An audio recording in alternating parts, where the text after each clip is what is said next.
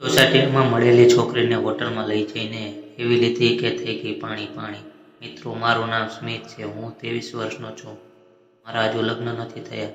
આમ તો મારી ઉંમરનો જે યુવાનો હોય છે તેમાંથી મોટાભાગના યુવાનોના લગ્ન થતા હોય છે, પરંતુ મારા લગ્ન નથી થયા।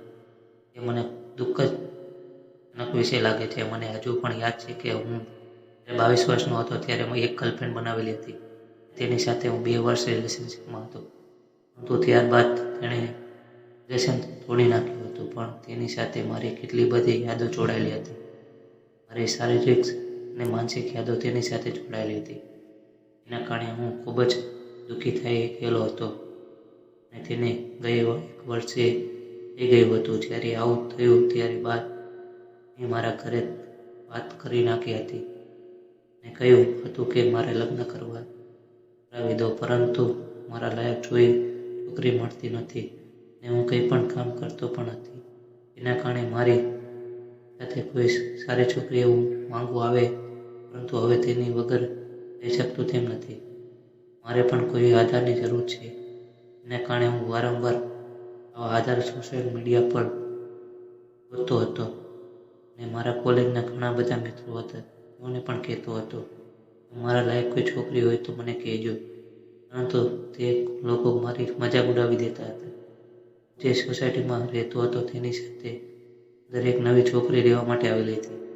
એ લોકો બીજા શહેરમાંથી આવેલા હતા, એને કારણે તેની બધી ખબર નહોતી। હું મોટા ભાગે સાંજે ફોન લઈને બેઠો હતો અને ગેમ રમ્યા કરતો હતો। એક વખત તે મારી પાસે આવી અને તેણે મને પૂછ્યું કે મેં કરિયાણાની દુકાન ક્યાં છે। ત્યારે મને એમ પણ ગમતી હતી। મેં કીધું કે ચલો મારી સાથે, હું તમને બતાવું, અને હું તેની સાથે કરિયાણાની દુકાન પર ગયો। થોડીક વાતચીત કરી। મને તો પહેલેથી તે છોકરી સાથે બહુ ગમતું હતું। 7 દિવસ સુધી એકબીજાને સાથે વાતચીત કરી અને ત્યારબાદ અમે થોડાક નજીક આવતા ગયા। ત્યારબાદ હું તે છોકરી પાસે ગયો ત્યારે મેં તેને કીધું, હું તમને ખૂબ જ ચાહું છું અને મારે તારી સાથે મજા કરવાની ઈચ્છા છે। મને હા પાડીશ?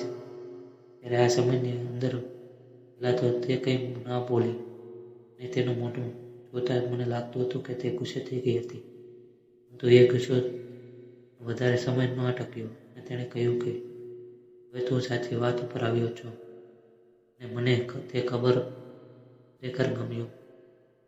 આ મારે તારી સાથે મજા કરવી છે અને મને તેની ઈચ્છા 1 મહિનાથી જ હતી। તો ચાલ આપણે મજા કરીએ। મજા કર્યા ત્યાં જ લઈ જાઉં છું। અને જેવું કહ્યું એટલે તે તરત જ રૂમ બુક કરી દીધો અને અમે બંને ત્યાં જતા રહ્યા।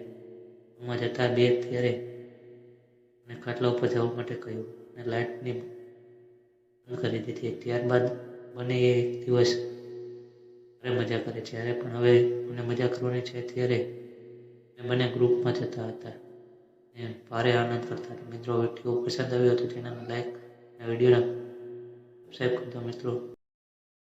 ફરી મળીશું નવા વિડીયોમાં, ત્યાં સુધી આવજો। ધન્યવાદ મિત્રો।